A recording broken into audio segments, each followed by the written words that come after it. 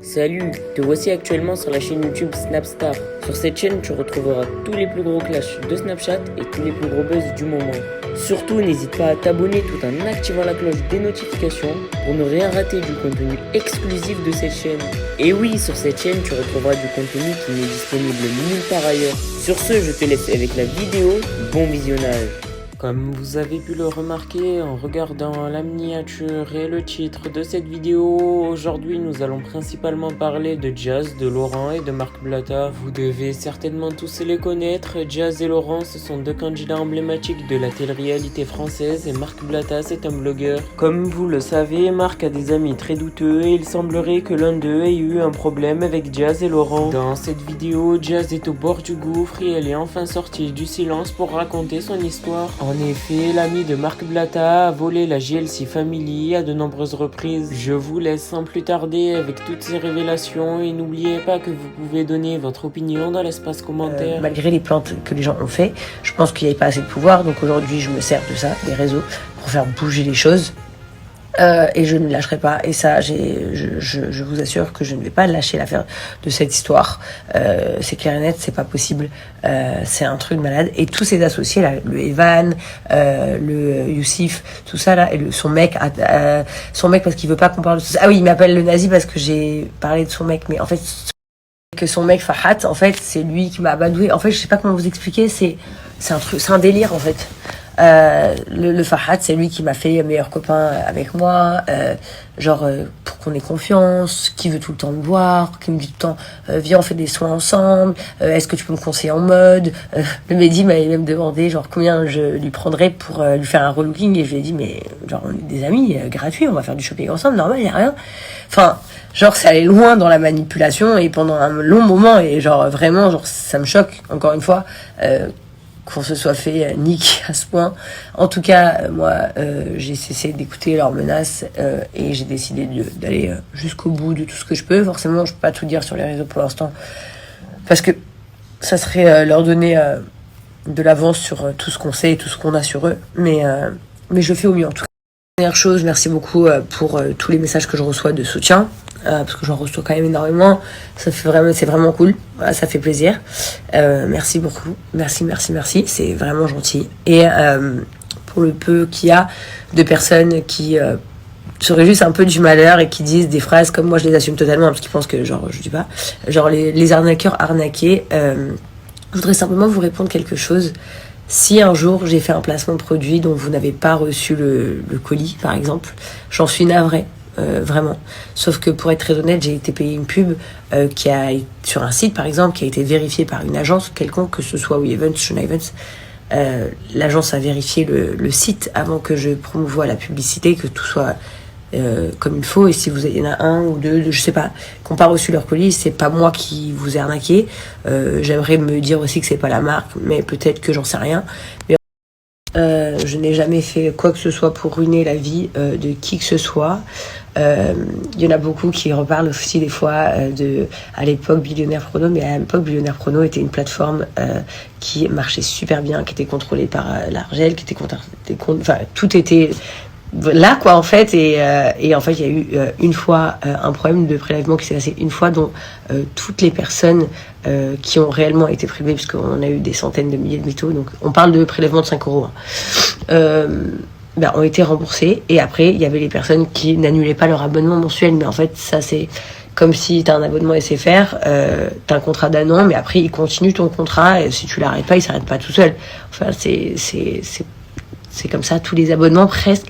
Donc c'est vrai que voilà, on a souvent voulu mettre cette éthique parce que en fait on va pas se mentir, les gens à l'époque jaloux de Laurent aimaient bien lui faire quelque chose qui est vachement resté et à chaque fois m'est retombé sur la gueule aussi, sauf que moi je vous assure que je suis une personne avec un énorme cœur et que moi j'ai toujours fait mes placements via agence en fait.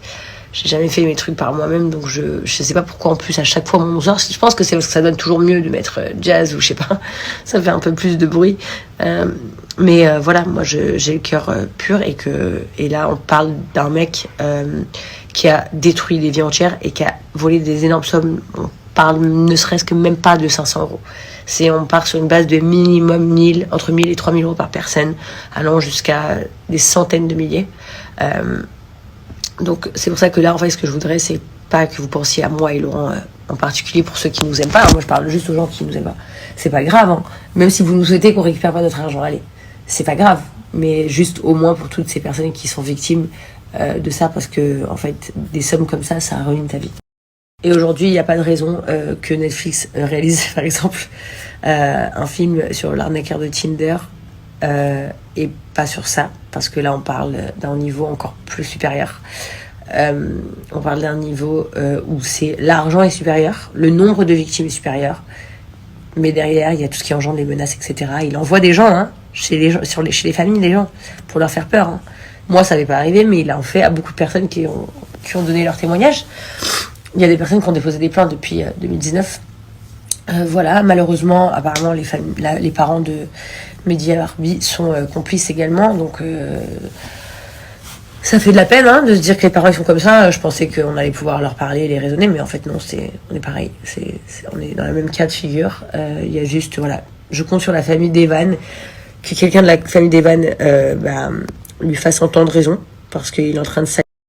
Parce qu'il va vraiment finir ses jours en prison et que la seule chose qui est là à nous dire, en espérant que je ne vais plus parler, c'est de nous dire j'ai parlé à mon avocat et juridiquement vous n'avez pas le droit de citer mon nom sur les réseaux sociaux et vous n'avez pas le droit de raconter tout ça. J'ai dit ouais, je sais pas d'où ça sort ça, parce que la liberté d'expression en France existe et j'ai dit au pire c'est pas très grave, vous pouvez porter plainte pour ça. Je suis en train de dénoncer une bande d'escrocs. Des mecs qui ont escroqué en bande organisée. Je suis pas en train de parler de je ne sais quoi. Donc, il n'y a pas de problème. Je tiens compte de tout devant mes 4 millions d'abonnés, il n'y a pas de problème. Voilà, donc mon seul but, c'est de les arrêter. Comme je leur ai dit, même s'ils ne veulent pas avoir mon argent, c'est pas grave, on s'assoit sur l'argent. Mais je ne lâcherai pas cette affaire, que ce soit publiquement ou en interne avec les autorités. Jusqu'à ce que au moins l'un d'entre eux soit en prison. Voilà, c'est clair et net, c'est pas possible. Et que toutes ces victimes puissent avoir justice. Ou au moins, tu vois, comment vous dire, les voir périr en prison, parce que en fait, ce qui est très dur en plus, c'est que ces mecs-là font la fête H24. Et du coup, toutes les personnes qui sont fait voler, comme moi, en fait, se disent, en fait, il fait la fête sur mon cul. En fait, et c'est horrible pour ces gens-là, parce qu'ils n'ont pas de pouvoir de parler, et qui sont menacés par cette petite bande d'escrocs horribles. Donc, voilà. Ça sera tout pour ce soir. Je vous en dirai un peu plus chaque jour, plus en profondeur sur chaque personne. On rentrera plus dans les détails de chaque chose, et croyez-moi que je vous tiens au courant de tout ce qui se passe. Bon, comme j'ai pas l'occasion de moi-même de répondre à toutes les victimes un par un sur la boîte mail, c'est tout le service juridique qui nous aide. Je voulais dire à toutes les victimes, ça y est, votre heure est arrivée, vous êtes sentis très mal, volés, délaissés, et tout ça, mais aujourd'hui on est là, et je vous assure qu'on va aller jusqu'au bout, et qu'on va vous aider, et que quoi qu'il arrive, si un jour on ne récupère pas notre argent, vous aurez au moins la satisfaction de les avoir vus arrêter. Donc c'est tout ce qui compte. Et comme je leur ai dit au téléphone à eux, ils ont beau inventer les histoires mirabolantes qu'ils souhaitent, ils peuvent se baser sur toutes les choses négatives à notre sujet, peu importe quoi, je n'arrêterai pas quand même. Et surtout, dans chaque film, les méchants ne gagnent pas toujours, enfin très rarement même, et surtout tout s'arrête un jour. Donc là ça fait plus de 2 ans qu'on est sur une grosse escroquerie, sachant que le Mehdi Abarbi, je tiens à préciser, qu'elle est pour escroquerie justement, donc les gens là-bas pensaient qu'après sa prison justement il allait redevenir quelqu'un de bien, mais ça n'a été que pire.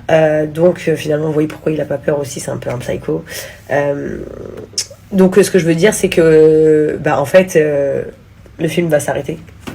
Le film va vraiment s'arrêter, et je vais contribuer à ce que le film s'arrête. Donc c'est fini le silence, c'est fini de continuer la best life, la jet set.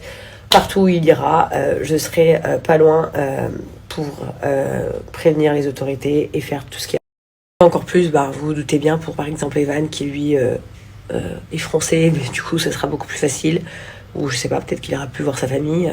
Enfin, le mec, je lui ai dit, choisis, tu veux une vie de délinquant, escroc, ou qui fuit tout le temps, ou tu veux pouvoir, je sais pas moi, vivre normal, avec ta famille, sans le cœur sali, sans détruire des gens. Mais je sais pas. Lui, il est encore en réflexion, je crois, de où il veut se positionner. Donc, à fur et à mesure, je vous tiendrai à courant. Pareil pour l'autre copain, là, Mohamed Amin, qui est tunisien aussi, c'est très dommage ce qu'il fait. Parce que lui, pour le coup, il vient d'une famille très bien. Mais après, c'est fou, hein, parce qu'on a les infos sur tout le monde. Merci à toi d'avoir visionné cette vidéo et surtout n'hésite pas à liker la vidéo et à nous donner ton avis dans l'espace commentaire. Sur ce, on se retrouve dans une prochaine vidéo. Peace.